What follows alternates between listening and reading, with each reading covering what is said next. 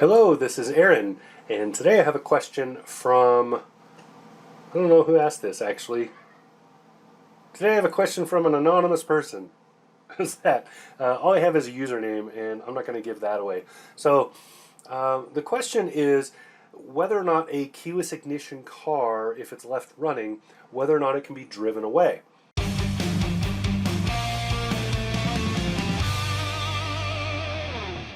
The short answer to that basically is yes. I have experienced that multiple times on my own. For the most part, every single car on the road that has keyless entry and keyless ignition also will follow these rules. And the reason they're following these rules, boom, there's a law.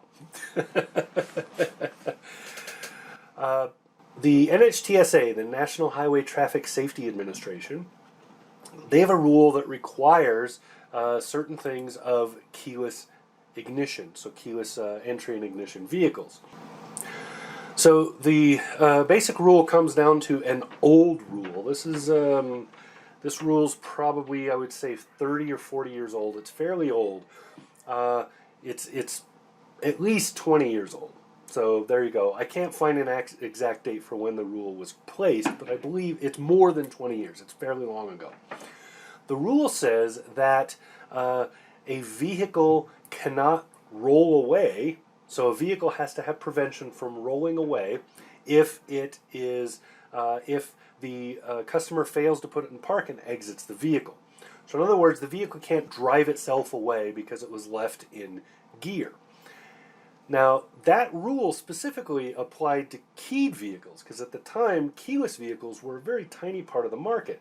It was a brand new thing, and it was really only found in luxury cars.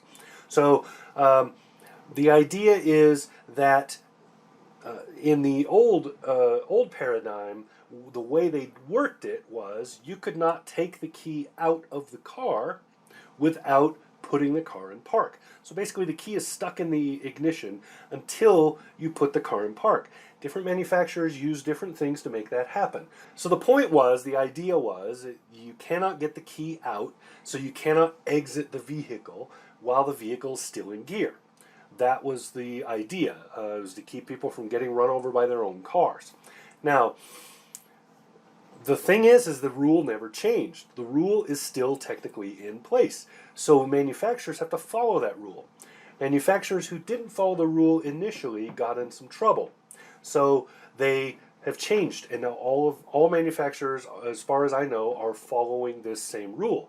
That rule, the problem is when you don't have a physical key to remove from the car, you can't detect whether or not the key is in the, right, you can't prevent the key from being taken. The key's in your pocket. It never left your pocket. You started the car without it.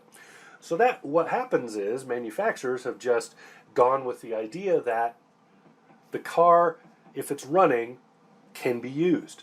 That's just, it's the easiest way to comply.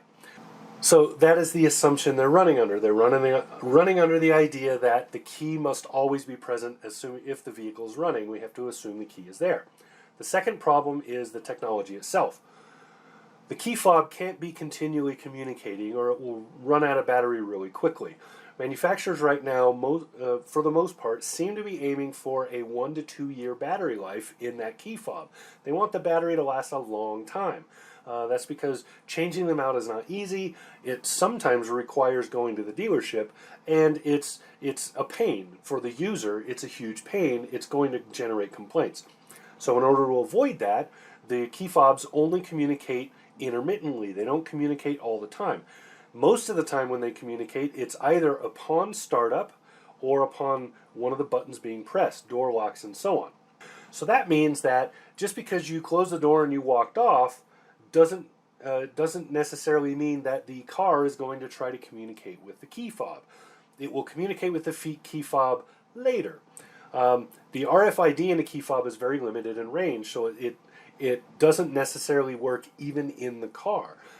Anybody who's had their battery die or a problem with their key fob happen where it's no longer communicating, maybe they're no longer synced, knows that in order to reprogram that or to use the car without the key, you have to hold the key almost directly on whatever the receiver or sender for the car is, which usually it's in different locations in different vehicles. Sometimes it's in a cup holder, sometimes it's on the steering column. It's in different places depending on the vehicle. But you basically have to hold the key right there. If you hold it a foot away, it may not work. If you hold it in your pocket where it's maybe 2 or 3 feet away, it almost definitely will not work. And that's because of the limitations of that technology. You can only send out a beam so far with the energy allowed in a vehicle. It's not plugged into the wall. It's not standing. It's not a standing kiosk like at a store. So it's a very limited range. It has to run inside those 12-volt parameters. Now, remote start is not the same as a regular start. That's why when you finally do get into the vehicle, you have to do a regular start, because then it needs to do that. Is the key fob here? Yes, it's the person who is supposed to be driving the car. I will go ahead and run. But that is a separate situation.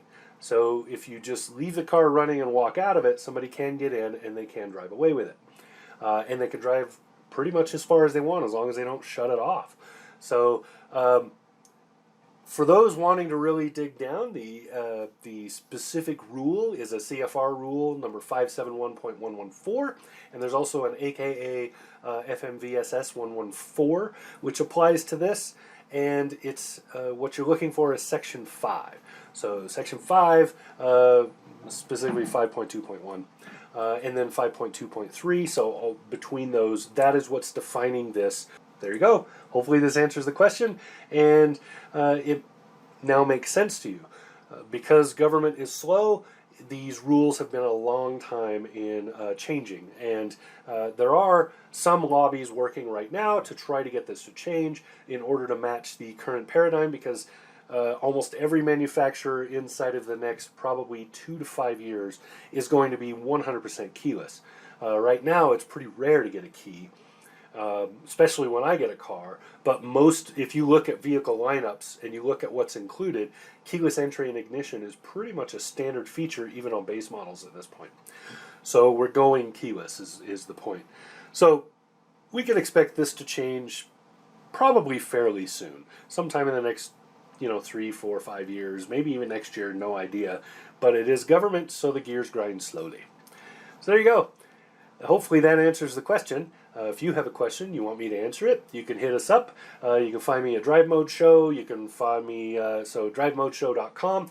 You can just do a comment down here. You can ask me or Kristen or both of us any kind of question you have that has to do with automotive, and we do our best to answer it.